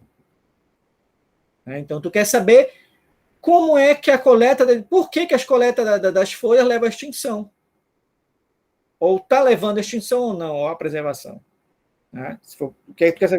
Mas se for sustentar uma ideia, tu começa dizendo assim, eu parto do pressuposto que a coleta das folhas vai levar à extinção. E eu vou mostrar isso dessa maneira aqui. Né? Sim. Por quê? Claro. Porque antes, quando só 10 famílias coletavam, a quantidade de espécie era X, agora quando 20 coleta, a capacidade é Y. Aí antes, quando não tinha empresa tal para comprar, assim, vai associando. Né? Então, nos dois casos, tu não sabe como é que é. Nos dois casos, tu não sabe. Por isso que tem pesquisa, porque tu não sabe. Isso, perfeito. Tá claro? Sim. Obrigada. Eu que agradeço. Tá. Então, vamos voltar aqui, então. Tá. Aí, um ponto fundamental é ter o índice explicativo. Né? Esse índice explicativo vocês lembram? Eu comecei logo no início, eu falei para vocês o seguinte, para vocês imaginarem o trabalho completo. Tá? Sempre imaginem o trabalho completo. Então, sempre imagine um índice explicativo. Né? Então, sempre imagine o trabalho com uma casa de vários cômodos relacionados. E se não, vocês vão estar escrevendo o primeiro capítulo e não vão saber o que vão fazer no segundo capítulo. Aí, se eu não sei o que eu vou fazer no segundo capítulo, eu vou estar inseguro no primeiro. Tá? Então, quando eu falo desse índice explicativo, eu não estou dizendo que você já tem claro a tese ou a dissertação na cabeça. Não. Mas eu estou dizendo que vocês têm a ideia da totalidade. Vocês têm a ideia da conexão. E aí, com o diálogo com o orientador, ele vai ajudar a dizer o que é que tem que colocar no primeiro capítulo, no segundo, no terceiro, né, para justamente fazer os elos, para fazer a aderência das coisas. Né? Isso é fundamental. Por que é fundamental? Porque às vezes acontece que eu estou lendo um texto, e esse texto que eu estou lendo para ajudar no capítulo 1, tem muita coisa que vai me ser útil lá no capítulo 5, ou no capítulo 4. Mas eu só vou saber se vai ser útil, utilizável, se eu tiver noção do que eu vou fazer no capítulo 4. Você lembra da metáfora do material de construção? Então, material de construção utilizado no banheiro não é necessariamente o mesmo utilizado na sala e na cozinha. Então, eu tenho que saber disso, mas eu tenho que saber... mas eu só consigo saber isso se eu tenho a visão de totalidade. Então, o índice explicativo, né, ele vai te ajudar. Diz, olha, a introdução do trabalho é dizer, mostrar o plano de voo, né, mostrar o que é que eu vou fazer, onde eu vou fazer, como eu vou fazer, etc, etc. Aí os capítulos vai ser a maneira como vai mostrar já o feito. Né? Então, isso é fundamental. Né? Muito bem. Né? Os processos analíticos aqui, à medida em que tu constrói a problemática, à medida que tu... toda análise,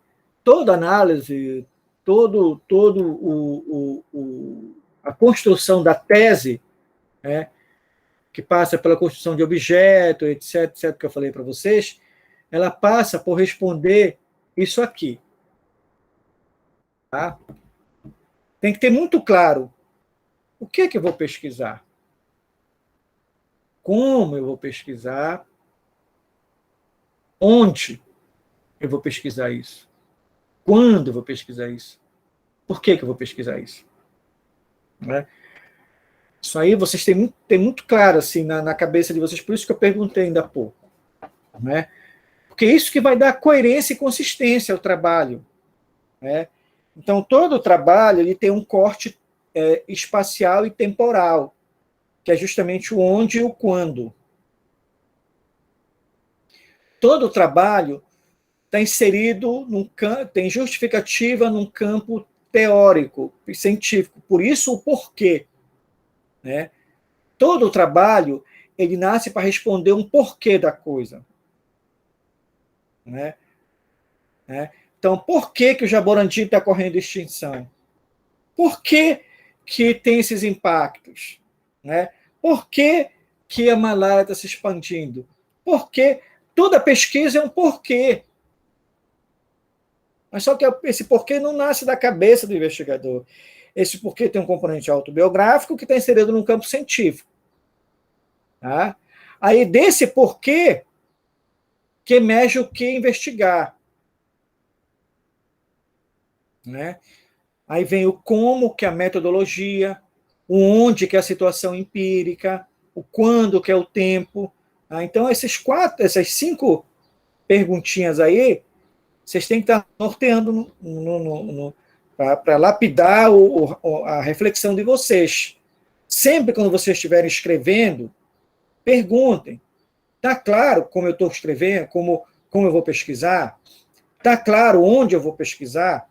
Está claro a justificativa, o porquê eu vou pesquisar? Está claro o que eu vou pesquisar? Está claro isso? Tá? Então, por que eu chamo de processos analíticos? Porque eles são perguntas que eu faço para a realidade. Né? Muito bem. Um ponto importantíssimo também, que é fundamental em se tratando do conhecimento científico, e isso ajuda muito a gente a acalmar o coração, que é o seguinte: o conhecimento científico, o conhecimento elaborado numa tese ou numa dissertação, ele não é a verdade sobre o objeto. Não. Tá? Ele é um conhecimento que tem coerência, que tem consistência, mas ele não se arvora a ser a verdade. Não se arvora a ser isso. Ele é a construção baseada em categoria, conceito, teoria, método, empiria, dados. Então, o conhecimento não é a verdade. Primeiro ponto. Por isso, que não se preocupem que a tese de vocês ela vai ser coerente, ela vai ser consistente, ela vai ter o elo mais forte e ela vai ter a fragilidade de vocês. Não se preocupem. Porque outras pessoas vão seguir a pesquisa que vocês estão fazendo. Assim como vocês estão seguindo a pesquisa de outras pessoas.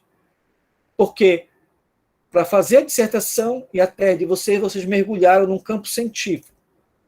Ou, se quiser, vocês subiram num ombro de pessoas que já pesquisaram esse tema. Aí, quando vocês construírem a tese e a dissertação de vocês, essa tese e a dissertação, ela vai ser mais um degrauzinho nesse ombro aí. Aí alguém lá na frente vai se apoiar na pesquisa de vocês para fazer outras coisas. Tá? Então, o conhecimento ele é sempre parcial, ele é sempre aproximativo. Ele é o melhor que os nossos olhos podem ver. É o melhor que nós podemos perceber. Tá? Esse é um ponto. Por isso que não é a verdade sobre o objeto. Outro ponto. O conhecimento ele não é um julgamento moral sobre o objeto.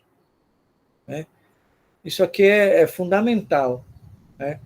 Eu não estou dizendo que a ciência é neutra aqui, eu não estou dizendo que a ciência não pode emitir opinião. Eu não estou dizendo isso.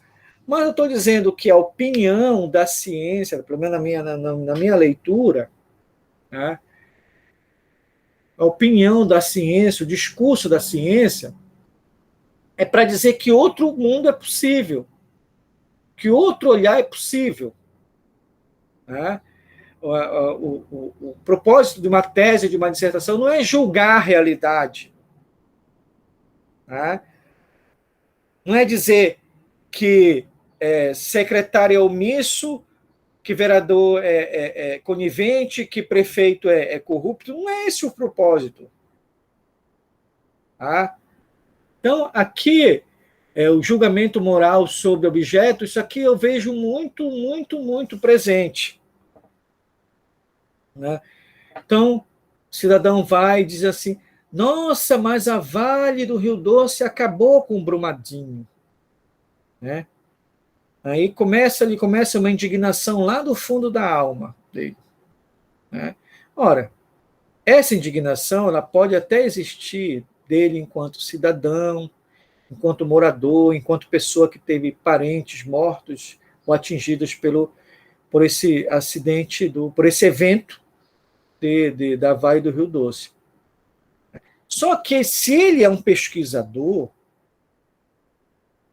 ele tem que começar a entender que é do DNA do capitalismo poluir.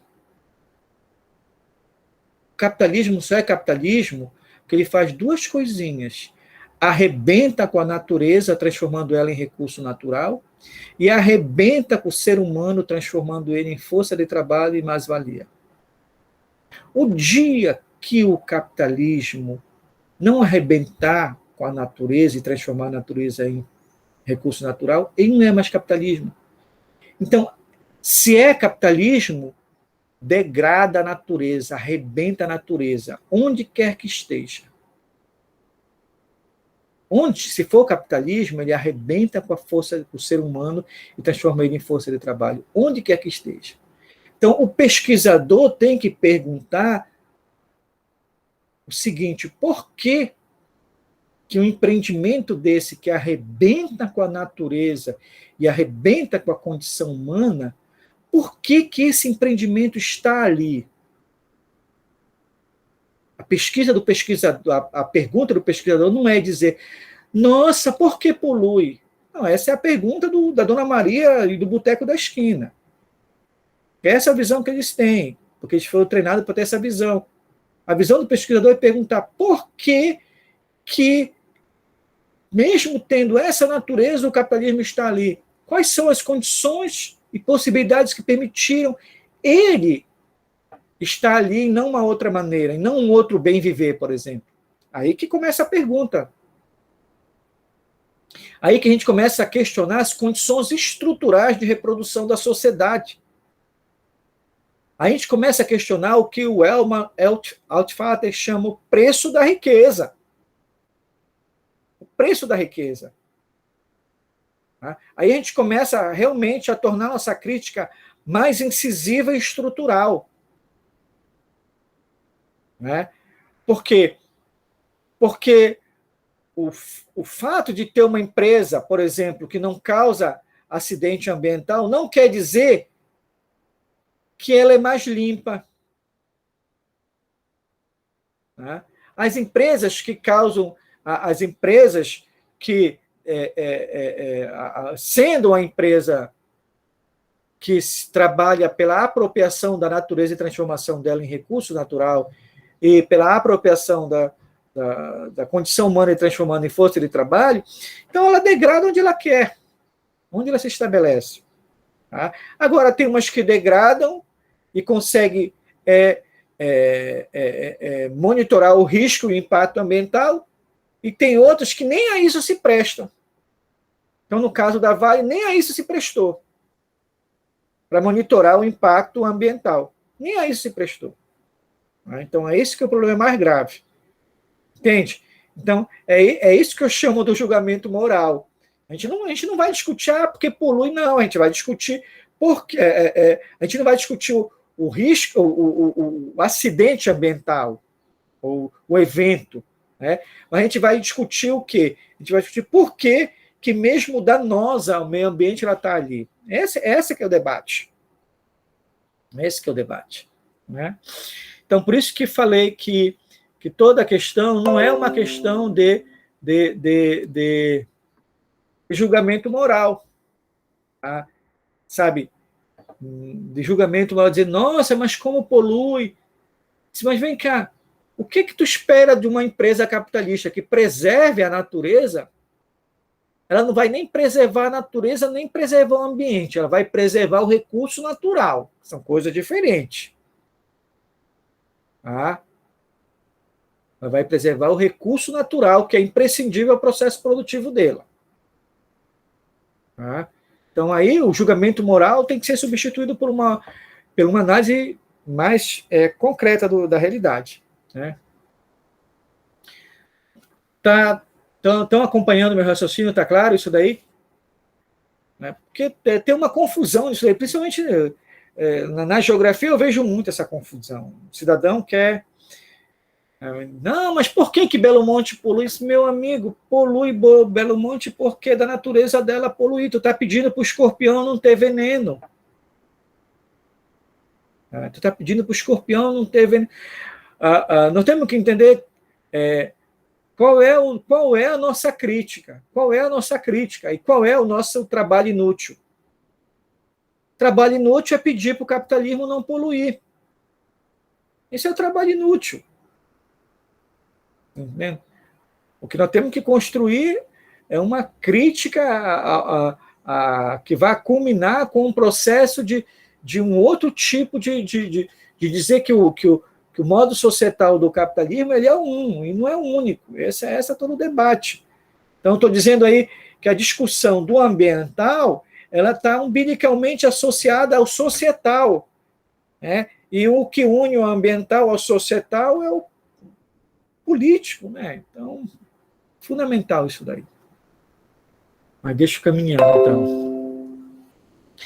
Né? Então, o conhecimento ele não é uma verdade, né? O conhecimento que a gente está levando, não tem um julgamento moral, mas né, o objeto de pesquisa de vocês ele não é o espelho da natureza. Né? Então, ele é uma representação, ele é uma aproximação. Tá? Ele é uma aproximação, a dinâmica que ele está inserida é muito mais complexa. Né? É muito mais complexa, quer dizer, o objeto, já diz o nome, é um recorte. Então, se é um recorte, então não é um espelho. É uma parte, é uma fração. Né?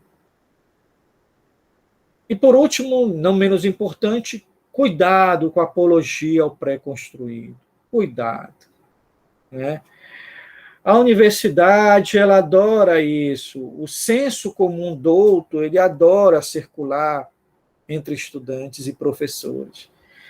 Tem determinadas formas de pensar, determinadas teorias, determinados sistemas de pensamento que eles se enraizaram no nosso cotidiano, que a gente acredita que eles são verdades eternas, e aí eles se tornaram uma espécie de senso comum, douto, que ninguém ousa criticar. Então, cuidado, porque muitos livros são cheios de senso comum douto. Né? Muitas teorias são muito cheias de senso comum douto. Né? E a universidade é muito cheia de senso comum douto. Né? O que é que você está chamando de senso comum douto, professor? Dê um exemplo. Né? A gente não cresceu ouvindo que a meritocracia é o melhor critério? Né? Não. Os melhores, os que tiver melhor currículo, o que tiver mais publicação, esse é o melhor. Pergunta básica. Todos têm a mesma condição para escrever, pesquisar e publicar? Não. Não. Olha, caríssimos, primeira coisa que eu faço quando eu submeto um artigo, eu agradeço a Deus, ou a fonte eterna de tudo que existe. Porque tudo caminha para a gente desistir. As pessoas não têm ideia de como a gente escreve nesse mundo. Porque, assim como vocês, eu sou filho, eu sou marido, Eu tenho um filho de 8 anos e uma filha de 15. Eu tenho que levar na escola, buscar na escola. Eu tenho que levar no médico. Eu tenho que levar na academia. Eu tenho que levar no RPG. Às vezes, para aula de reforço. Eu vou em reunião da escola. Eu ouço diretora da escola. Está entendendo? Sabe? Eu sou de carne e osso. Sabe? Eu me estresso com banda larga. Eu me estresso com rede Celpa. Sabe? Às vezes eu me estresso. A gente é normal. Sabe? A gente não tem 1 milhão de serviçais de pessoas para fazer o nosso almoço, a nossa janta, não. Quando termino o almoço, eu vou para a pia lavar a louça. Quando a minha esposa vai fazer outra coisa. Né? Isso porque antes eu tinha que dar banho no meu filho antes. Né? Quer dizer, quando a gente termina um artigo, não é que o mundo parou para a gente fazer o artigo, é que a gente conseguiu fazer o artigo. Né? Então, mas o senso comum diz não. Ele tem mais publicação, mas o cidadão não quer saber do seguinte: vem cá, quem não escreve é porque não quer escrever? É verdade? É? Quem não escreve é porque não quer escrever? Eu tenho artigos, caríssimos, que eles têm 10 anos, que eu não terminei. Tem artigo que tem 12. Ano passado eu publiquei um artigo que eu estava trabalhando ele desde 2008. Sabe que está trabalhando um artigo desde 2008 e ser publicado em 2019, 2020? Isso porque antes eu mandei para várias revistas. Eu mandei para uma revista, chamaram que era uma droga. Aí eu disse, não, não é droga, não. Eu mandei para outra, disseram que era uma porcaria. Não, não é porcaria, não. Eu mandei para 4 revistas. As 4 disseram não. Eu disse, não, não me conformo. Não que eu seja cabeçudo, mas eu sei. Sabe? Eu sei que tinha contribuição. Eu mandei para uma quinta, a quinta publicou. Eu disse, não, tem contribuição aqui. Tá? Então é o senso comum douto, que está aí que circula. Tá entendendo? Então, cuidado com isso, cuidado com isso. Tá? Cuidado com isso. Tá? Então, não aceitem uma teoria de pronto, não aceitem uma categoria de pronto. Pensem, exerçam a coisa mais bonita que a gente tem na universidade, que é o livre pensamento. Tá? Bem, isso aqui já é para amanhã. Muito bem. Deixa eu parar aqui a apresentação. O que é que vocês acharam da conversa? Gostei bastante, professor. Foi muito boa a aula para esclarecer dúvidas ainda de quem está construindo essa questão do plano, acredito todo mundo. Foi bem elucidante a aula. Obrigado. Eu que agradeço. Maicon, o que é que tu achou, Maicon? Ou tu não achou nada? Boa tarde. Não, professor, realmente a aula é bem dinâmica, a gente consegue ir passando por todas essas explicações que o senhor vai dando e construindo já de forma mental mesmo aquilo que a gente quer buscar de forma mais concisa. Até mesmo várias anotações aqui eu fiz logo bastante em cima do que o senhor falou, já que eu já estou também tendo reuniões com a minha orientadora e a gente está nesse processo aí de consolidar a ideia do que a gente vai pesquisar. Perfeito. Então, é porque eu quero que vocês se vejam no que eu falo. Eu quero que vocês se vejam, eu quero que vocês sintam quando eu puxo o tapete e quando eu coloco o tapete de novo. Tá? Então, eu quero que vocês sintam isso. Tá? Eu vou parar agora a gravação aqui, vou ver se o restante da noite eu baixo as 2 gravações, tá? Então, vou interromper aqui. Gratidão por estarem até aqui nesse momento.